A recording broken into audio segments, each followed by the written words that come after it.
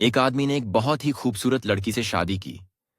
शादी के बाद दोनों की जिंदगी बहुत प्यार से गुजर रही थी। वह उसे बहुत चाहता था और उसकी खूबसूरती की हमेशा तारीफ किया करता था।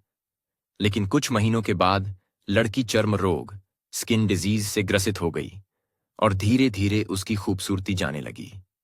खुद को इस तरह देख उसके मन में डर समाने लगा कि यदि वह बदसूरत हो गई तो उसका पति उससे नफरत करने लगेगा और वह उसकी नफरत बर्दाश्त नहीं कर पाएगी। इस बीच एक दिन पति को किसी काम से शहर से बाहर जाना पड़ा।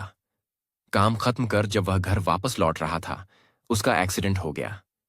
एक्सीडेंट में उसने अपनी दोनों आंखें खो दी, लेकिन इसके बावजूद भी उन दोनों की जिंदगी सामान्य तरीके से आगे बढ़ती रही।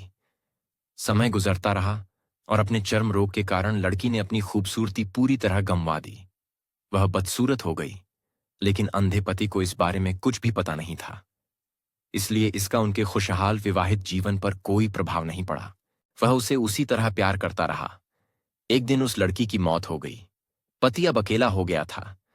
वह बहुत दुखी था। वह उस शहर को छोड़कर जाना चाहता था।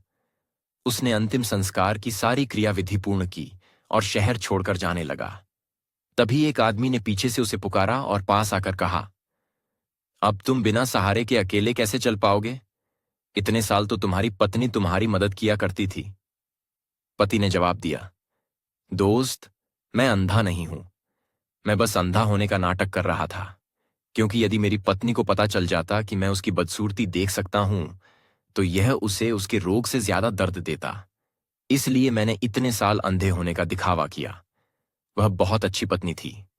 मैं बस उसे खुश रखना चाहता था। सीख: खुश रहने के लिए हमें भी एक दूसरे की कमियों के प्रति आंखें बंद कर लेनी चाहिए और उन कमियों को नजरअंदाज कर देना चाहिए। मेरा यह वीडियो आपको अच्छे लगे हो तो लाइक, शेयर और सब्सक्राइब जरूर कीजिए।